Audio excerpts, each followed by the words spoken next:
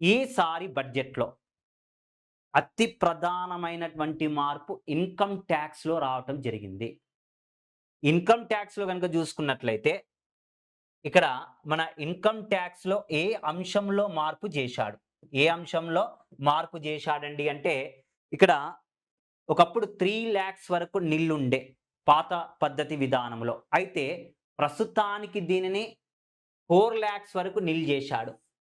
Next 4,00,000 నుండి 8,00,000 రూపాయల వరకు 5% జేశాడు. 8,00,000-12,00,000 రూపీస్ వరకు ఎంత పర్సెంటేజ్ టాక్స్ పే చేయమన్నాడండి అంటే 10% అండి. 12,00,000 నుండి 16,00,000 వరకు 15%. నెక్స్ట్ 16,00,000-20,00,000 వరకు 20% టాక్స్. 20-24% వరకు 25% అండి. అబోవ్ 24,00,000 ఉంటే ఎంత పర్సెంటేజ్ కట్టాలండి అంటే 30%. ఇక్కడ ఓవరాల్‌గా గనక చూసుకున్నట్లయితే పన్ను రాయితీలు ఇవ్వటం కూడా జరిగింది. పన్ను రాయితీ ద్వారా ఎంతవరకు ఇచ్చాడండి అంటే 12,00,000 రూపాయల వరకు ఇవ్వటం జరిగింది. ఎక్కడ పన్ను రాయితీ ఇవ్వటం జరుగుతుంది?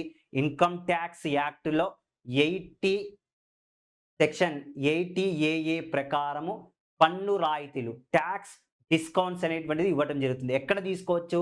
టాక్స్ డిస్కౌంట్స్ అంటే మనం హోమ్ లోన్ తీసుకున్నా గానీ, నెక్స్ట్ ఇన్సూరెన్స్ పే చేసినా గానీ, నెక్స్ట్ వన్ అండి హోమ్ లోన్స్ పే చేస్తున్నా గానీ, వాటికి టాక్స్ డిడక్షన్స్ అనేటువంటిది చూయించవచ్చు. ఎంతవరకండి? 12,00,000.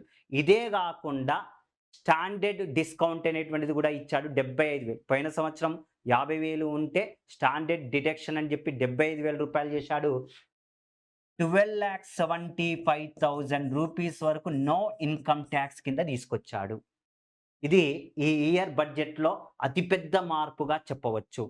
ఇవే గాకుండా బ్యాంకుల్లో సేవింగ్స్ జేస్తే మూలధనము మీద వచ్చేటువంటి వడ్డీ మీద కూడా రిటైర్మెంట్ ఎంప్లాయీస్‌కి 60 సంవత్సరాలకు పైబడినటువంటి వాళ్ళకు 50,000 రూపీస్ వరకు ఇంతకుముందు వడ్డీ మీద ఎలాంటి టాక్సెస్ వసూలు చేయలే. బట్ ఈసారి దాన్ని 50,000 నుంచి 1,00,000కి పెంచడం జరిగింది. రూ. 1,00,000 వరకు పెంచడం జరిగిందండి. ఇక్కడ సీనియర్ సిటిజన్స్ కండి. మూలధనము మీద ఎంతవరకండి? 50,000 నుంచి రూ. 1,00,000 వరకు పెంచడం జరిగింది.